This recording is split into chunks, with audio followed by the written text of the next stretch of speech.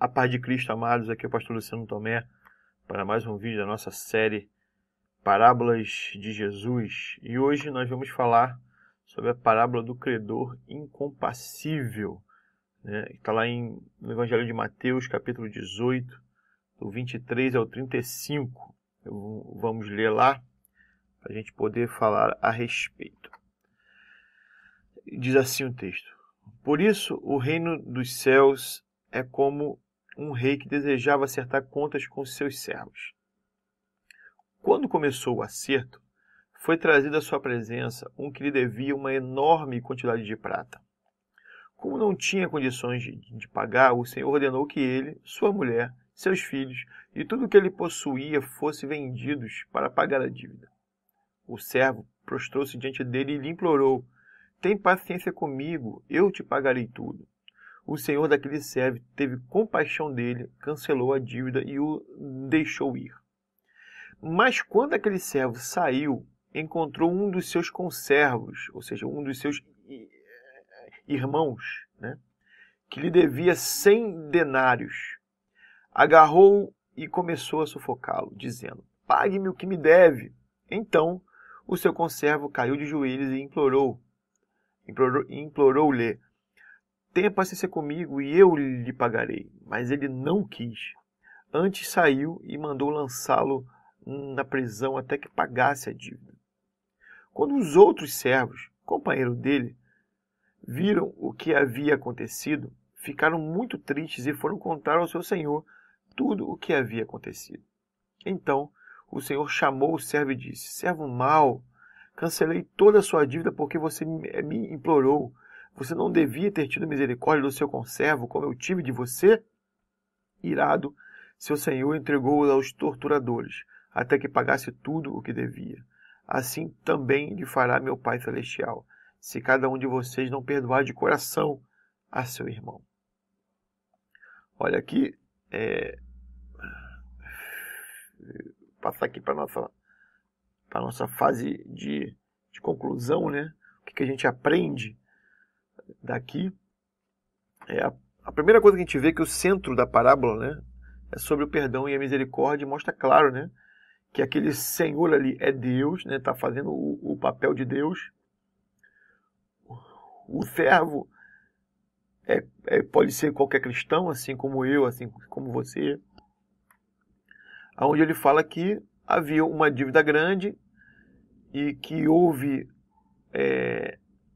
um momento de um acertar de contas e não tinha como se pagar aquela dívida, e o Senhor, no caso Deus, perdoou, e fala que depois de ser perdoado, aquele que foi perdoado não teve misericórdia suficiente para perdoar quem devia a ele. Ou seja, ele foi perdoado o que devia, mas não conseguiu perdoar aquele que devia a ele, né? E isso é o centro da questão, né? Se a gente for seguir aqui, né, a própria Escritura diz, né, que o pecado original, que chamamos de pecado original, aquele que é herdado de Adão, faz todo o ser humano um devedor de Deus. Ou seja, todos nós já nascemos com o pecado em nós. Ou seja, a descendência, né, do pecado já habita em nós. Aquele pecado de Adão, né? Então até uma criancinha, né, ela já nasce no pecado, ou seja, e se nada for feito, né, se não houver a conversão em Cristo, aquele pecado vai levar cada um de nós à morte eterna e à condenação diante de Deus. Então, todos nós, por causa do pecado, temos uma dívida com Deus, ok? Então somos devedores de Deus, como diz lá, né? O salário do pecado é a morte. Nenhum ser humano é capaz de viver uma vida sem pecar, sem infligir a lei de Deus, seja por pensamentos, por atitude ou por palavras. Então, todos nós somos pecadores, e as escrituras falam que um único pecado, uma única transgressão nos faz réu de toda a lei de Deus, de todos os pecados. Um único pecado basta para que nós sejamos condenados, para que nós sejamos réus. E só há um meio de pagar esse pecado, que é com sangue. Por isso que Deus, que é justo, requer o pagamento dessa dívida. A justiça de Deus, ela requer o pagamento da dívida. Porque é aquela história, né? Se você imagina que você está diante de um julgamento onde um rapaz estuprou uma criança de 2 anos de idade, matou ela depois, esquartejou ela e chegou ali e confessou diante de um juiz que ele fez aquilo tudo, que não sente remorso e que, se tivesse oportunidade, de que faria de novo.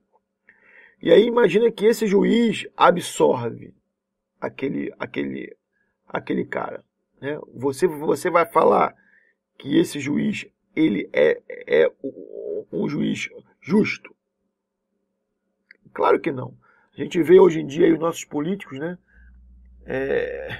A justiça, a nossa justiça no país hoje, nós estamos aqui em 2017, né? Estamos vivendo um momento muito crítico no nosso país a nível de justiça, né? Então a gente acaba vendo que a justiça não está sendo feita, né? A gente acaba olhando os juízes e dizendo que eles não são corretos, sabe? Então, se Deus não aplicar a justiça devida a quem, como é que se diz, quebra a sua lei, fere os seus mandamentos, ele não estará sendo um juiz justo. Por isso que ele, sendo um justo juiz, ele condena pecadores, ok? Só que Deus, ele é um Deus, nosso Deus, além de ser juiz, e a justiça dele é uma das suas marcas, ele também é um Deus de amor e um Deus misericordioso. Por isso que ele, através do amor dele em Cristo, cancelou essa dívida. É justamente o que está falando a parábola, né? É quando o que acontece ali?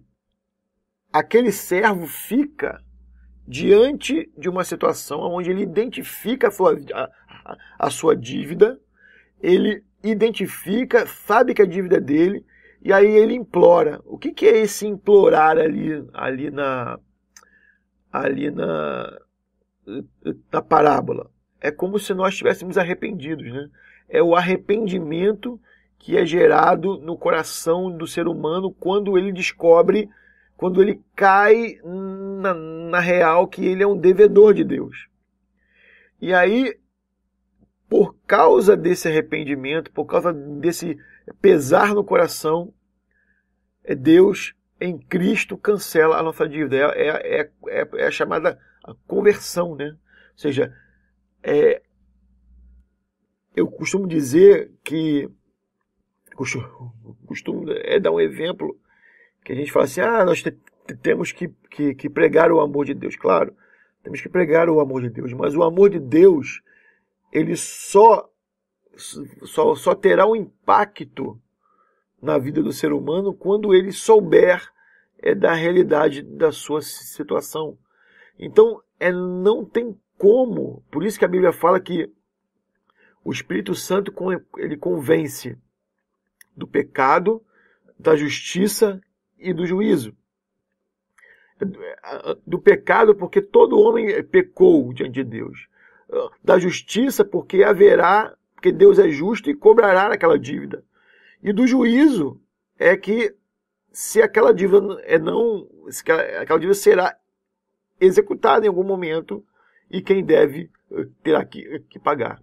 Então, quando você prega a alguém que não conhece a Deus, você tem que primeiro, antes de você falar do amor de Deus, você tem que confrontar ela com a real situação dela. Ó, você é pecador, Deus é poderoso, Deus vai julgar, Deus vai trazer juízo e você vai para o inferno, você vai ter a segunda morte porque você não tem como pagar a sua dívida. Mas, aí quando primeiro você mostra a situação do cara, é uma situação desesperadora, né? Imagina, você imagina que você vai, deixa eu tentar explicar de uma outra forma. Imagina que você descobre que você tem uma doença muito grave. É uma doença muito grave que você tem dias de vida e que você vai morrer. Não tem jeito.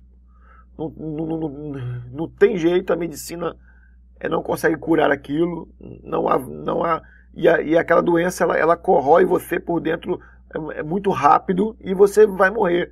Imagine se você sabe de uma situação dessa. Você vai ficar desesperado, você vai falar, caramba, meu Deus, e agora? Vai bater aquele desespero. Toda a alegria à sua volta ela vai cair. E aí imagina que no momento seguinte, eu digo para você, ó, você está com uma doença de morte, mas toma aqui esse comprimido, que esse comprimido ele vai curar você da doença. Ou seja, qual o valor que você vai dar para aquele comprimido? Né? Qual o valor?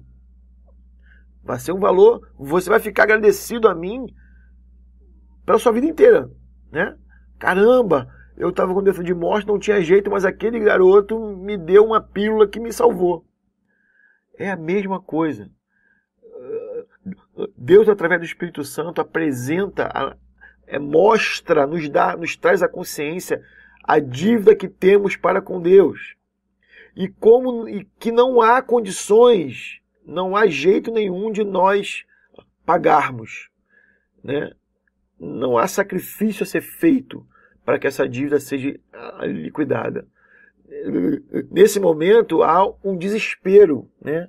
Há aquela situação que, se eu pudesse eu teria feito diferente. Como eu me arrependo de ter feito isso ou aquilo. Mas no momento seguinte Deus nos apresenta Cristo, né?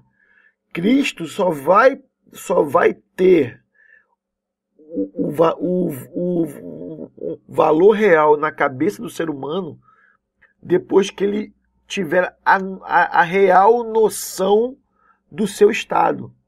Por isso que não tem como você pregar o amor de Deus sem falar de pecado, sem falar de justiça, sem falar de juízo.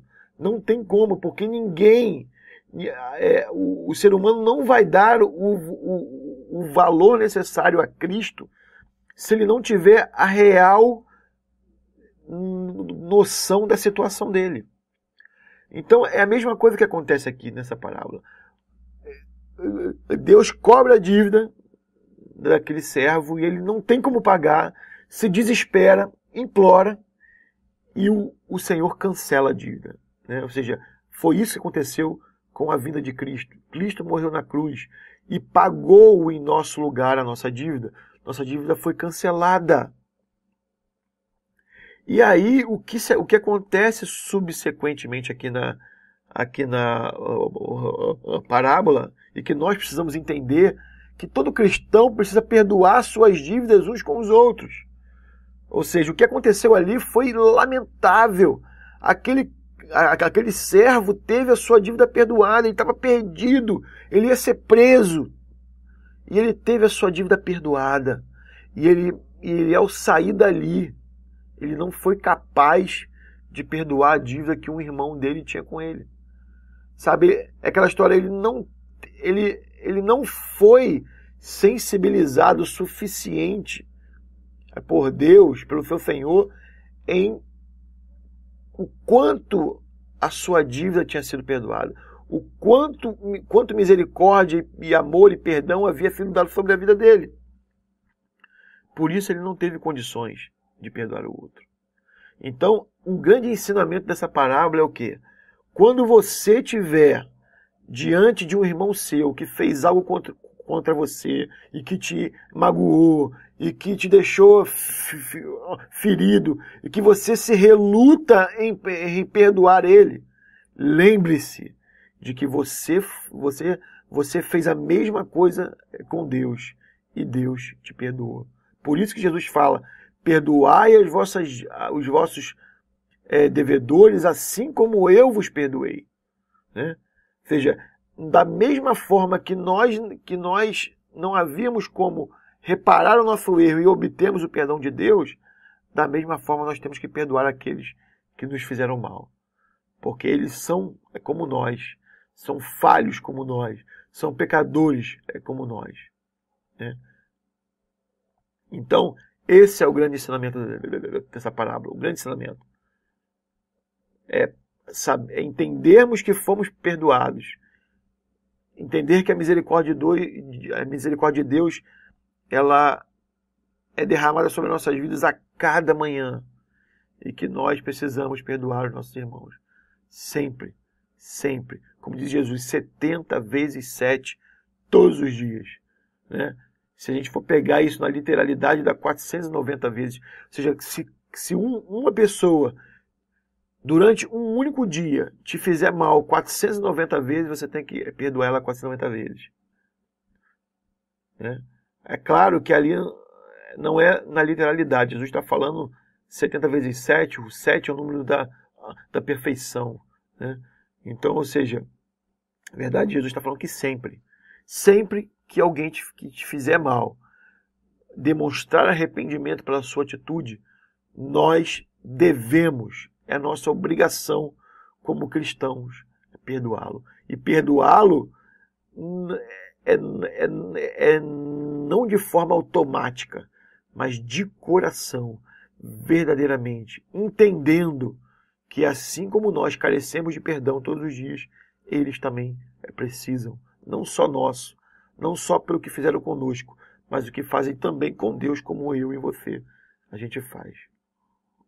Ok, querido? Que o Senhor te abençoe, que você possa aí, espero que você tenha se agradado desse vídeo, compartilhe, comente nele, né? Continue acompanhando nosso trabalho, divulgue nosso trabalho, né? E que você seja abençoado em nome de Jesus. Até o nosso próximo vídeo.